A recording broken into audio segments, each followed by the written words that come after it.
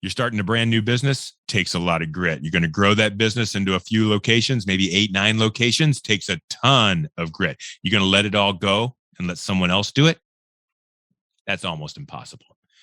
Our guest is Brian Krusz. Next. This is A Dash of Grit.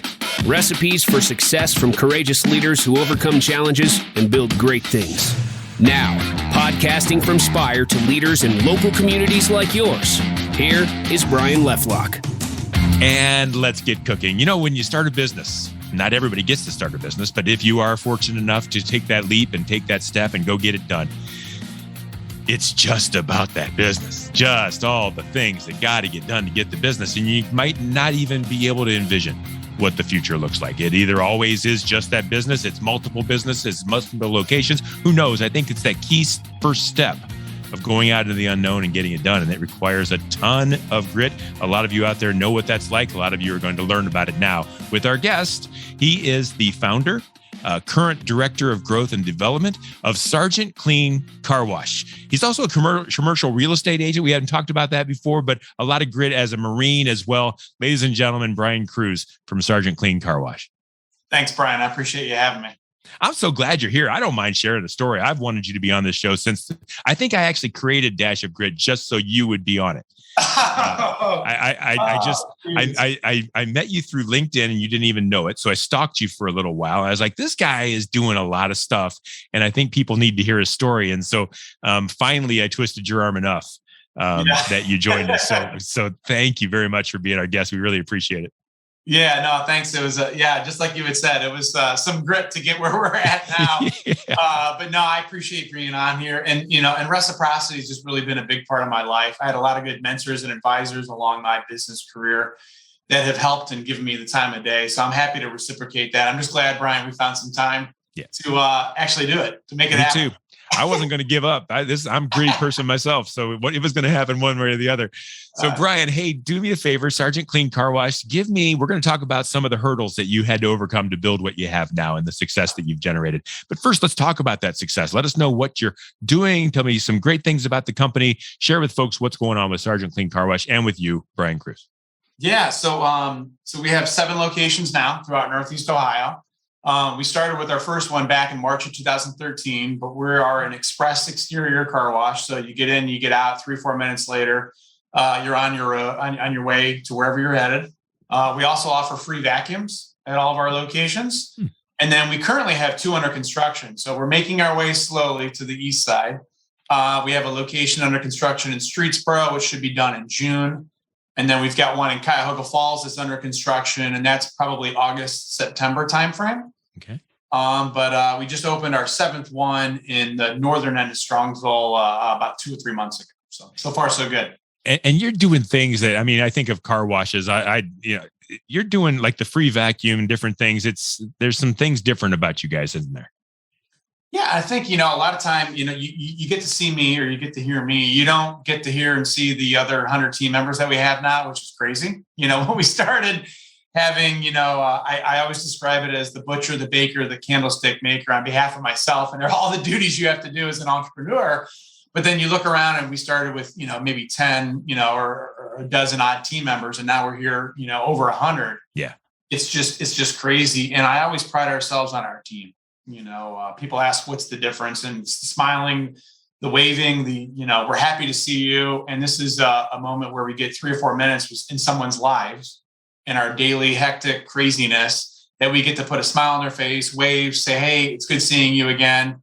And let me kind of maybe wash the day away, metaphorically, or take care of their most prized possession, their vehicle. And it's a good opportunity. We got really good people. I love how entrepreneurs and business people can find the good in just about anything, right? Some of us are out there. It's a car wash. Come on, what are you? And it's a way to touch people's lives and make their lives better and do great things. I think that's phenomenal. And so let's talk about the creation of Sergeant Clean Car Wash. Let's talk about some grit. It's never easy to build your own business, start your own business, at least take it from 1 to 8 and wherever you're going to go from now. But let's talk about some times when it wasn't so easy. Let's inspire some folks that they can do it too. But tell us some horror stories about the early days of Sergeant Clean Car Wash. And, it's just like, so I was in the Marines for 8 years. So I kind of describe it as, my entrepreneurship was like boot camp. So you go in, not to detract from any of the other services. So, Army, Navy, they all have their boot camps. Yep. And the Marines is, the longest, the hardest, the toughest. Obviously, I'm partial. But it was just like that in my business world where I joke a lot, but our first location, our first car wash was in Strongsville, Ohio. And I'm going to bypass the long story. We met an individual who was a distributor in the car wash space. He was born and raised in Strongsville. And he said, I just got the car wash. It's perfect for you. It's distressed. You can't do any worse than what they're doing. Okay. I thought, well, great. Set the bar low. Yeah, thanks for thinking a lot of me. I'm not going to ruin what's already ruined. But it was distressed. And to be polite to the previous owner, it just was a different space. They were wanting to do different things. And it was an opportunity for us to take over. But they had 176 liens on the property. The property had 176 liens? 176. So when I called... How does that happen? Just like in any business owner, in our previous life, we were in the beverage store space. Yeah. So we grew from 1 to 4 beverage drive-through stores, and people get into sales tax issues. And the rob Peter to pay Paul, oh yeah, I'll pay that back next month, and next month doesn't happen. Just like people with credit card debt. People get into credit card problems. It's the same for businesses. Okay. And I always tell everybody, debt is only a problem if you can't control it. And you can't manage it, and you can't control it. And that's what happened. And it spiraled out of them. And they didn't pay any form of tax since 2009. And it just was a bad situation, which thankfully to them, we were able to come in and rescue. We've done this to a beverage store before. Okay. Not on this larger scale. It was talking about 10 or 20,000, but we ended up saving that business, helping them, and then in turn helping us. But our attorney at the time was just, kind of a general attorney. He could do wills and power of attorneys and then help with the business. And he ended up growing up with my family on my mom's side. So the first meeting, he goes, I don't care about client attorney privileges. I'm calling your mom. She's going to kill me. Oh my God. For you to work with a location with all these liens, Brian. But through grit, through hard work and determination, we said at the end of this, there's a lot of opportunity. There's a lot of capability to take this business from something to, from nothing to something. And we worked through it, 18 months of painstaking, grueling agony and Excel sheets. We ended up clearing all these liens and then buying the property. But we ran it as a property management agreement during that time period. Okay. And once everything was good, we closed on the property and away it went. Okay. So you took 18 months to fix it, and you does that mean you had kind of an out? Like if it wouldn't work, you kind of wash your hands of it. We were almost on a month-to-month management agreement, and we paid a little bit of money on that management agreement to kind of for the previous owner to make ends meet. But we just said, hey, we got to take full reins. We're going to take complete control of the business, kind of like Marcus Lemonis. On that is, hey, I'm 100% in charge. We're going to kind of run this, and we really just went into car washing completely unknown and ignorant, and crazy obstacle of 176 liens, and figured it out. Interesting. So a lot of folks want to go into a business and it's kind of a clean slate. I'm going to start this, I'm going to get going, and they don't have that. You had it and you knew it was there. Right. At some point, did it feel like it wasn't going to work? You weren't going to be able to pull it off? What was that like when you're like, look, that had to be kind of struggling for you? Yeah. Being a Marine, and in the Marines, there was candidness, right? You could be completely candid. You could be straight up front and honest with your fellow brethren, the camaraderie side of thing, but also your superiors. If they walk in and go, hey, Brian, you're not doing it right. Redo it, fix it. Boom. It was candid and you did it. There was no, let's talk about it. Let's figure this out, kind of where we are now. And I think a lot of that came down to several moments where I can't control the other people. I can't control the agencies. I can't control people other than Brian and Andrew, my business partner at the time. We can control what we could. We just tried to keep the other groups motivated and saying, hey, there's an end in mind and let's get to this. But yeah, there were several times that I wanted to give up and go, this is stupid. What kept you going then? If there were times, because like I say, you can just wash your hands of it. You were kind of in a good spot, and yet you kept forcing through, even though it didn't look like you're going. What kept you going? Yeah, one, I never give up. Okay. I'm just that type of person, like you always should be. Once you make a commitment to something, you stick with it. I tell that to my 6-year-old and 9-year-old all the time. If they may not want to go out and play baseball that day, or they're tired and they have this hockey game or hockey. No, you made a commitment to you and your team. You get your, BUTT out on the ice and skate and do what you told you were going to do. Right. Mm-hmm. And I think I kept telling myself that. Plus, I've been through a lot of adversity in the Marines. Growing up, a grandfather of mine that was really close to me passed away when I was about 16. Okay. My parents went through a divorce. So it was just all this grit and determination is this bad thing happened. I'm going to go through with this. My stepfather passed away. He went in with pneumonia. You got lung cancer. Thanks for coming. Yeah. And it just was like, he would have not wanted me to give up. My grandfather would not. And I just think of those people that touched my life in many different ways and going, yeah, I'm not only letting Brian down and my wife and kids, but also these people that helped me in my life and navigate where I'm at. Yeah. I just couldn't give up on them. And I also looked at, which is odd, the seller who was in this awkward scenario. And I said, this may not look like a blessing and help now because they're ultimately have to pay for all these liens and, to get everything cleared. But I can help this person get onto a normal way of doing life instead of struggling. And I just kept going. And I said, at the end of this is going to be a really good reward on the tangible side. But 80% of this is this intangible. I'm not just going to give up. I'm going to keep going. Mm-hmm. Mm-hmm. Is that something that drives you, Brian? You've mentioned it 2 or 3 times and I'm picking up on it. It's just always about the people that you're working with. It feels to me, it's not even about the business so much. It's how can I help improve someone's life? Is that part of what drives you? Yeah, I just love people. I just think, and I'm not going to get religious on you, but I just think a lot of like Jesus and his passion for people. Yes, sir. And who did he help? The people who were like down on their luck, like the worst of the worst, and the lepers, and like all the people that no one wanted. Yep.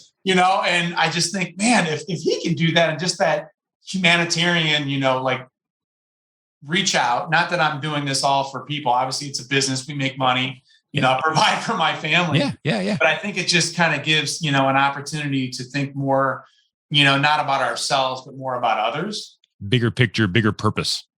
Yeah. And I think of just what we could do and impact on, what we're making through our people here, even at Sergeant Clean. Yeah. Is, 9 years later, I get to see people that are having kids, they're still with you. And there's, that are growing and just doing really good things. And it just makes me think, wow, this is awesome. They're buying homes. They're buying vehicles or, whatever the case may be, they're going on with their life and we get to supply that opportunity for them. And I think it's important and special. I remember it was just a little while ago at Spire, I was the 4th or 5th employee. And at one point I said, look, there's only 3 kids in this whole company and they're all 3 mine. We were a small company and 10 years later, we have these get-togethers. And there's kids running around everywhere and it feels good, doesn't it? It's like, hey, this is what it's all about. And so now you're growing. So you got the liens paid and you got the 1. Why in the world would you want to add 2? But now you're bordering on 8. Talk to me a little bit about the struggles of that kind of growth. Yeah. Well, you say that, I think of our attorney at the time. He's like, I have to drug test you and we have to scan your brain. Because I have to have other reasons to explain to your mom why you are the way you are. But yeah, and I think there was another struggle is, when we grow and when we have 2 locations or 3, they're not twice as hard or 3 times as hard. It's just exponentially harder. And there was Why is that? It's just the problems are just multiplied further, so it's really 4 times 4. Yeah. Or 5 times 5 because you're getting more and more people. Mm-hmm. When you run one location, you can do everything for anybody. At our first Sergeant Clean, we had detailing. We got you. We'll clean the inside of the vehicle. We'll clean the outside. We'll do spot detailing. We'll towel dry. Whatever. You want me to park your car for $5? I'll do it. Yeah, whatever it takes to pay the bills, right? Yep. And as we went through the process of defining and refining our business model, we had to be disciplined to say, what's our core focus? What's going to be important to us? And why are the consumers coming to see us? Well, it was the majority versus the minority. And they wanted a clean car in a quick, easy manner. And we said, okay, well, let's put the hand of the detailing inside the consumers, where Brian, you can pull in at Medina or any of our locations and do a quick little vacuum because the kids got pretzels in the back seat. Mm-hmm. You don't need to pay for a full detail and you clean it to your perfection, not allowing us, because separation between expectations is completely different. And we just couldn't fulfill that. And it really hurt me because I wanted everyone to be happy and I wasn't making everyone happy. You would come in and pay $20 for a quick full service and be more than satisfied. But the one person who comes once every 2 years, well, they paid $20 and expected a $20,000 detail. Yep. And we look back and I said, well, what's the expectations? And we need to redefine our business model. And that was stay in your vehicle, get in, get out as fast as you can, and offer free vacuums. So we changed our business model, and that was a struggle to go through, during that particular point in time. And I just had to bite my tongue and, bear down and use as much, grit as possible to say, I need to tell people no. And this is our business model. I love you. Please spend money here, but I'm not going to do everything. And was the change in the business model designed for profit maximization and being able to do growth, or was it more about customer experience? What did you have to improve? A little bit of both? Yeah, it was really a combination of all that. As more and more we did a bunch of research on the car wash industry and then where the retail space was going. And it was get me in, get me out. People want stuff immediately. And at the time, Amazon was not kicking off, but it was early stages where someone can want, cough syrup, and the next morning it's sitting there at your door and you never had to leave the home. Yep. And we started putting two and two together and went, yeah, people want to get in, get out. We want the most efficient process and a clean, dry, and shiny car, and we'll let them do their own cleaning. Yeah. And that was the point. But really, it was at that 4 to 5 location where I had to step back, and this became a tough, gritty situation, if you will, where I had to kind of be a big boy and put my big boy pants on, as I tell my wife, where I had to relinquish custody in a sense of the car wash. Of your baby. Yeah. You started the first one, you were there for the second one, you redid the business model, and now you're growing and you can't handle it and it's going to fail, right? Yeah. And it's right when we did, I think it was about the 4th to 5th car wash. Mm-hmm. Where we're bringing on people. Now, granted, I'm hiring these people. So my mentors and my business partner said, this is the people you hired. You had trust enough to put them on the hiring block and bring them on. You need to trust them to do their job. But that's hard. It was so hard. And Brian, there was sleepless nights. Like I said, it was crying. It was emotional. It was draining. I don't know if I shared this with a lot of people, but I was on a trip with my wife, and we were going to, Ogilvy with my kids. And I said, you need to pull the car over. I think I'm having a heart attack. Oh, man. And we pulled over. We went to a hospital because it was just so much anxiety. But it all went away the moment I got up in front of our team and I said, yes, I am the founder. Yes, I am Sergeant Clean, or whatever, however you see me from the first time you met now, but you're the marketing director. I don't need to be in every marketing meeting. I don't need to approve the brochure. You're the one in charge for that specific thing. And it went to operations, and it went to my business partner, who's our CEO. And that was the best thing that I ever did in my entire life, both on the health side of things, because it just felt this heavy burden like I had to. It wasn't, some of it was like, I should be there for every meeting and every approval and everything. And it's your company. And they felt the same way, like it'd be disrespectful if we don't involve Brian. Yeah. But I'm telling you, 2 or 3 years ago from that moment, it's just been phenomenal. It's just been life-changing for me, for my family, that I didn't carry that burden. I don't carry that weight anymore. And I gotta, like I said, put my big boy pants on and be humble and know that these people are in place for a reason. Ryan, who's our operations director, may not run operations how Brian wants it, but 80-90% of what Brian expects is perfect. Okay, but I get that. But this is your company. You look like the guy that's on the logo, like you said, am I Sergeant Clean, right? That's I think that's you. That's me, yeah. Saying you're going to give ownership, give up responsibilities is one thing. Actually doing it is another.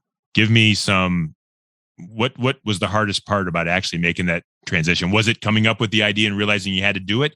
Was it actually doing it? Was it following through with it? Because I've seen business leaders and organization leaders, hey, you're in charge. Yeah, except for this one thing. And except for this one thing. And they hold on. Yep.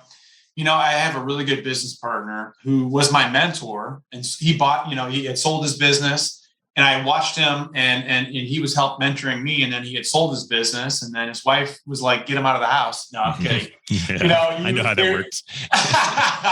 But he became more of a mentor, and then turned into an investor. And what I wanted was, in a mentor and advisor, is accountability. So there was one point where I'm calling and saying these struggles to him and another mentor, and they're like, "Well, what are you going to do about it?" But they allowed me to come up with the answer and the solution, and they were like, "I'm going to hold you to it." And it was a while, to your point, Brian, there was a while for me to go to that meeting and do it. And Ken was in that meeting. Unbeknownst to anybody, I just stood up and said, before everyone goes, I got something to say. And I told everybody. It was a little, my wife laughs because I cry multiple times from like the movie Rudy, like these emotional moments. And I'm this big, tough Marine, right? And it just was an emotional relief. Yeah. But it was also to let everybody know, like, it's okay. Yep. And you guys are all here for a reason, and nothing needs to go through me anymore. And it was a growth moment, and everybody was in that room remembers it. Yeah. It was a long time ago. And they said it was the most proudest moment I know for my mentor and advisor and my business partner, that I was able to do such a thing and think of people over self. Yep. How long did it take for you to actually start to see the benefits of that very tough decision? The next day. Wow. The next day, our director of operations called and said, "You know what? That was the most humbling thing I've ever seen in my entire life."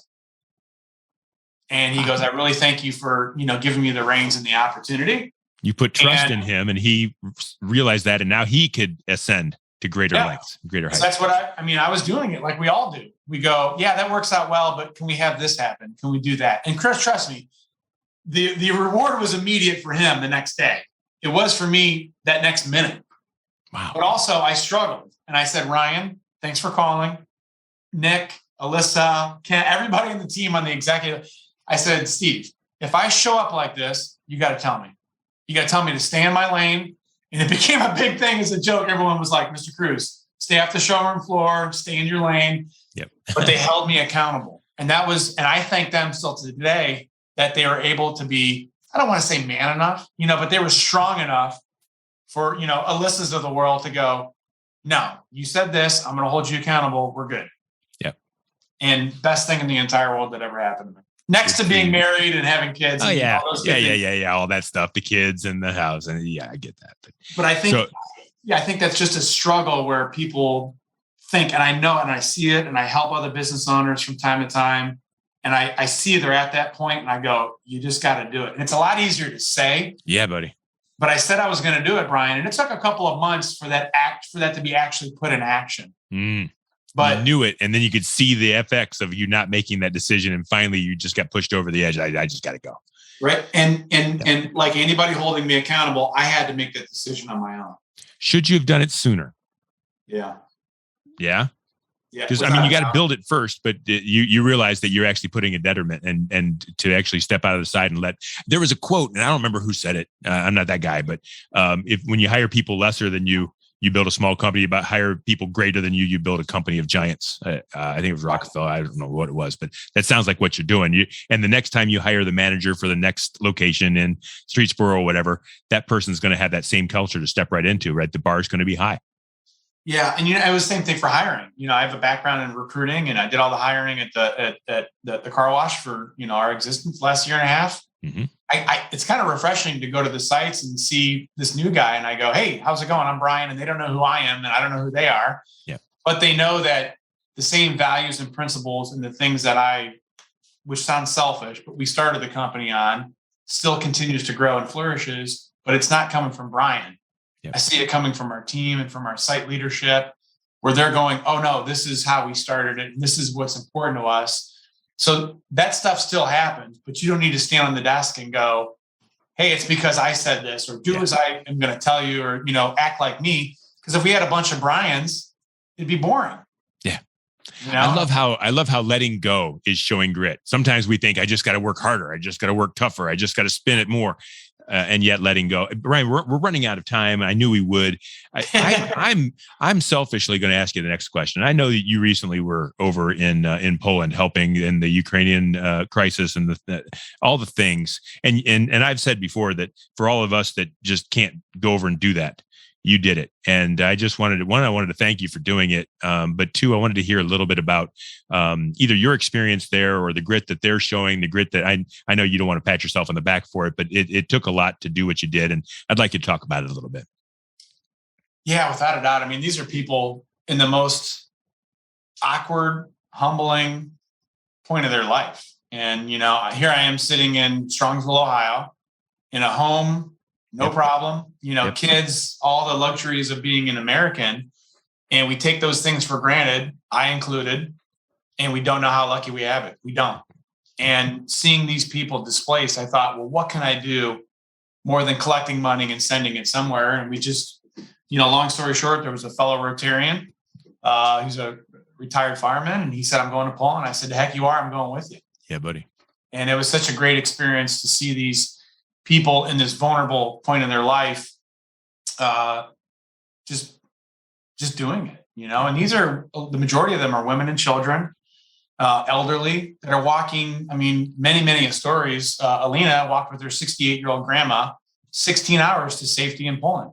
Wow. There was another mom with a 11-month-old, 3-year-old, and 6-year-old, 12 hours to safety in Poland. And just, there are no, like if you and I said, hey, we're going to get up for an adventure and walk to Columbus, Ohio. Well, we just start down 71 and every other exit's a grocery store or a convenience store or a hotel. There was none of that. And just for them to think of their family first and think of the horrible thing that's going on over there right now, for them to have grit, determination, and will to get to safety. And then when they get there, Brian, it's orderly and disciplined. There was no pushing, no shoving. Yeah. They're all there for a common purpose. All the volunteers were there to help. There was an abundance of volunteers. And then they had a battle plan to move on. It wasn't like they're sitting there and they're stagnant. They're finding refuge in Germany or France or England, or they're going on with their life. Or they're going back to Ukraine. Yep. And it's just, I was thankful enough to have the opportunity to see. And I mean, we raised over $66,000, in a short period of time for our trip, and we made a great impact. And I'm thankful that the good Lord gave me that opportunity.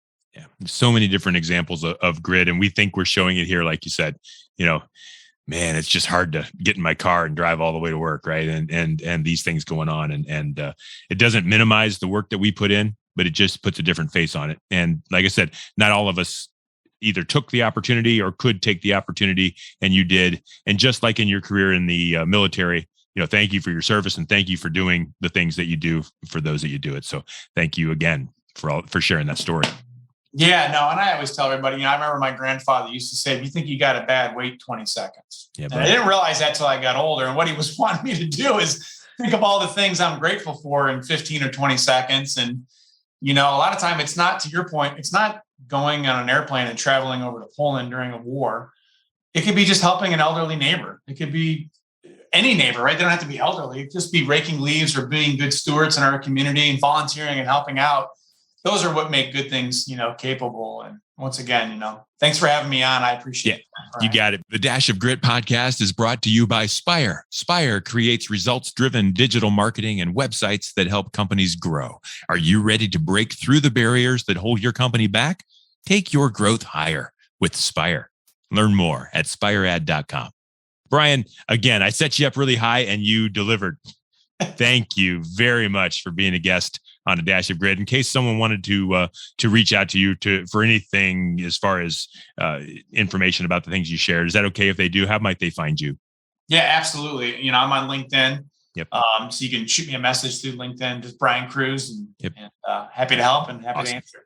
Fantastic. Thank you, Brian Krusz. He is the founder and CEO and director of, he'll tell you now that he doesn't do anything, but we know that's not completely the truth, of Sergeant Clean Car Wash locations near you. I am Brian Leffelock. This is Dash of Grit. We do this every week. And until next time, stay gritty and win the day. This is A Dash of Grit. Recipes for success from courageous leaders who overcome challenges and build great things.